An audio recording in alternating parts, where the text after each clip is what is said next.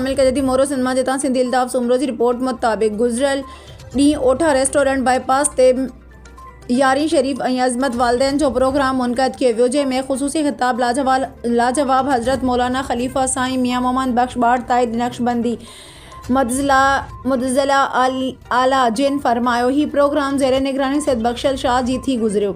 इन प्रोग्राम जा मेहमान गिरामी मोहतरम मौलाना हाफ़िज़ मौला बख्श डायरी साहब ऐं मोहतरम हाजी यार मोहम्मद अबड़ो साहब हुआ, जॾहिं त नातख़्वानी साहबज़ादा मियां मोहम्मद अब्दुल अलीम बाट ताहिरी ऐं साहबज़ादा मियां मोहम्मद अब्दुल जलील बाट ताहिरी पेश करण जी सादत हासिल कई। हिन प्रोग्राम में शहर ऐं आसपास जे दोस्तनि मोहब्बत वारनि शिरकत कई। आख़िर में दरगाह आली आलाबाद शरीफ़ जी दावत ऐं मुर्शिद करीमनि जो तारुफ़ करायो वियो। नवनि दोस्तनि खे ज़िक्र कबीले जो ज़िक्र ॾिनो वियो। ही प्रोग्राम मोहतरम सेठ अब्दुल रशीद ओठो संदसि ब्रादर्स ऐं फ़र्ज़ंदनि जी मेज़बानी हेठि थियो।